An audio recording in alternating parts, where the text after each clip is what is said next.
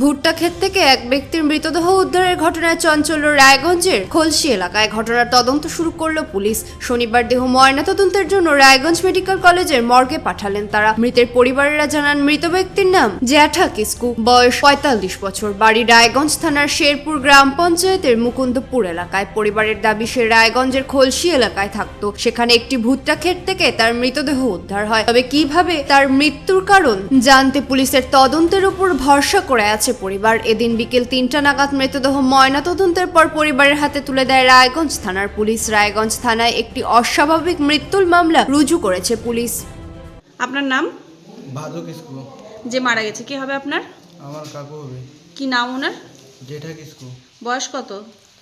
৪৫। বাড়ি কোথায় ওনার? মুকুন্দপুর। Post office Khoksa. আর থানা? রায়গঞ্জ। আচ্ছা, কি হয়েছিল ঘটনা?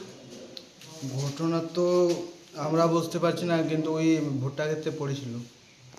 কোন জায়গায় সেটা? বাড়ি থেকে কতটা দূর? 10 কিলোমিটার। খুলসি জায়গাটার নাম। আচ্ছা, মানে কোনো কাজে গেছিল বা কিছু? ওখানে শ্বশুর বাড়ি ছিল, তার মধ্যে ও সবসময় বাড়িতে থাকে না, তো ওই ট্যারেক টাইপের ছিল, তার মধ্যে ও মোড়ে ছিল, ওই সাফা করতো আর কি, ওখানেই থাকে। তারপর মানে কি করতো? ওই দোকানগুলাই সাফা করতো, ই করতো, টাকা দিত, যার আচ্ছা। কারণ মারতো। সেটা কোন জায়গায় এটা? খলসি চৌরাস্তা। বাজারটায়? চৌরাস্তা মোড়টায়। হ্যাঁ, হ্যাঁ।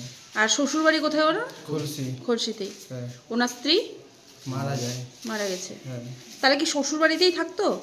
হ্যাঁ, যাওয়া আসা করতো। যাওয়া আসা করতো। হ্যাঁ, তো কখন জানতে পারলেন আপনারা? কালকে 12টার সময়।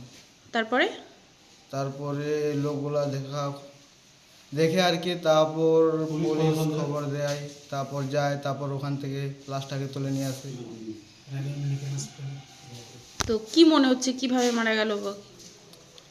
ওটা তো বলা যাচ্ছে না, রিপোর্টটা এখন বলবে কি হয়েছে। রায়গঞ্জ থেকে বিথিকা পালের রিপোর্ট, কুলিক নিউজ।